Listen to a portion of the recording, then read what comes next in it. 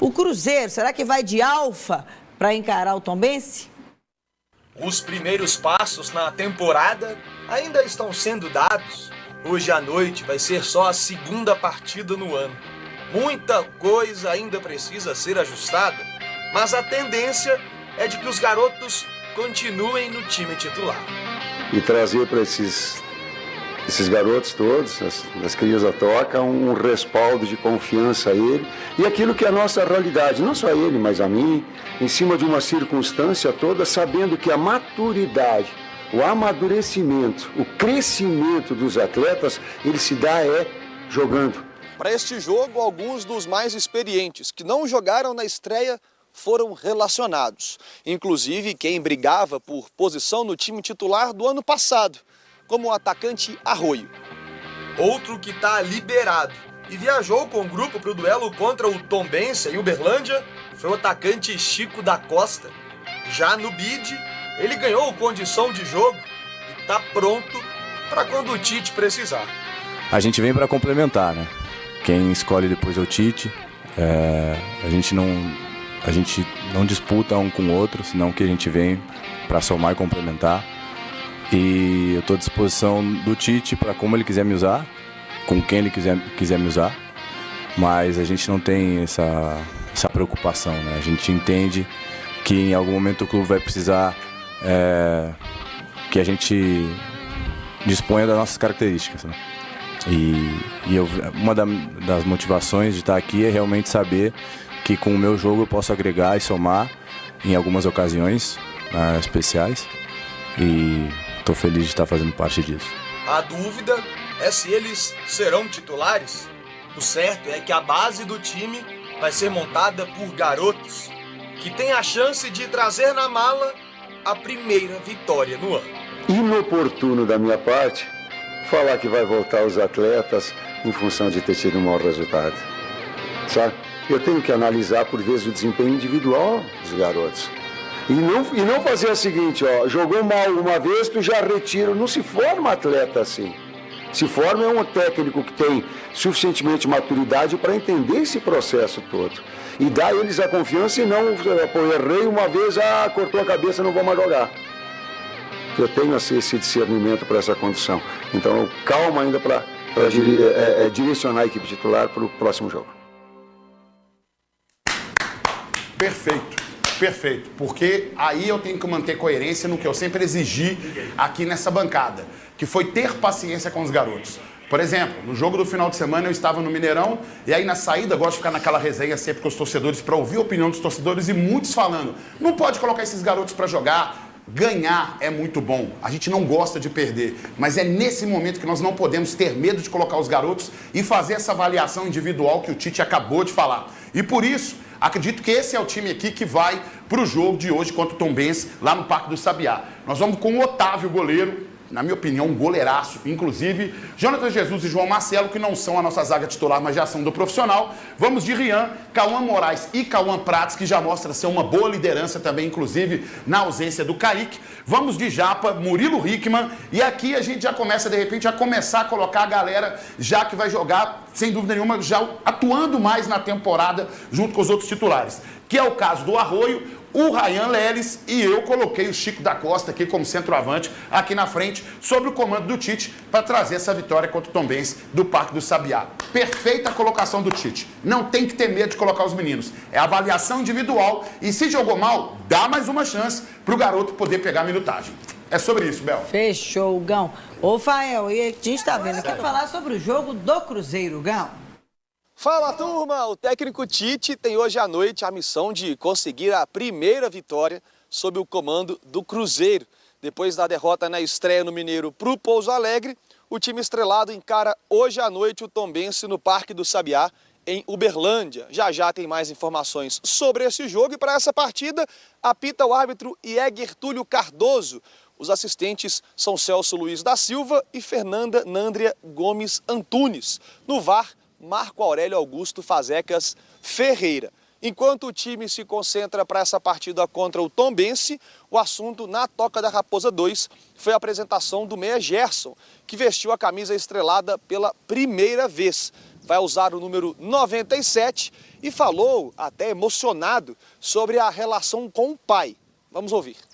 Se hoje eu tô aqui, foi primeiro por Deus, né? Pelo talento que Ele me deu, por todo dia Ele me permitir levantar, né?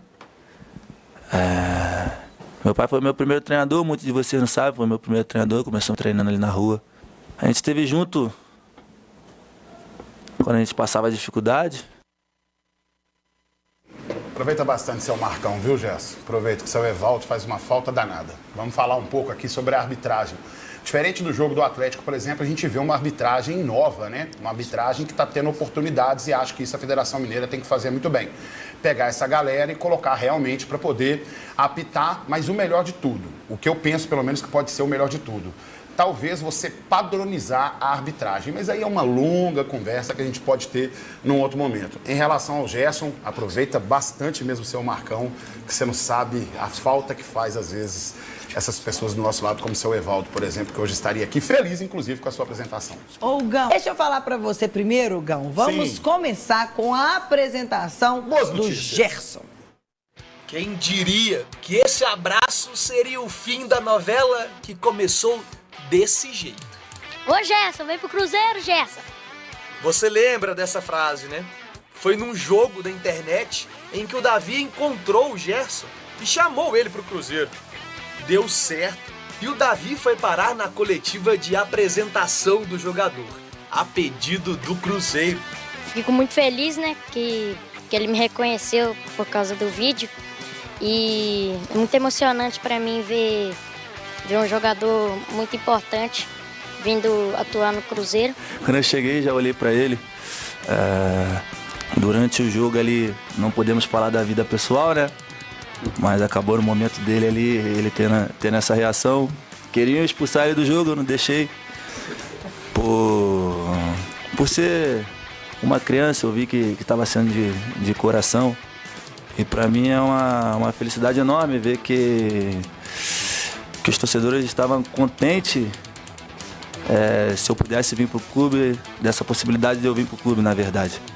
Outra pessoa importante nesse acordo foi o pai do Gerson, o Marcão. O Marcão ligava 10, 12 vezes pro diretor, falando, pelo amor de Deus, com o Marcão, Bruno. O Marcão ajudou bastante nisso aí, deixar claro que o Gerson tá vindo, mas tá vindo na partideira de cima e os russos não queriam liberar ele de forma alguma, né, Bruno? Mas ninguém sabe o que a gente passou. Ele estava comigo quando a gente não tinha nada o que comer em casa. Não vai ser agora que eu vou abandonar ele. Estamos juntos até o final. Esse choro aqui não é um choro de tristeza, não é um choro de alegria, porque só nós sabemos que nós passou.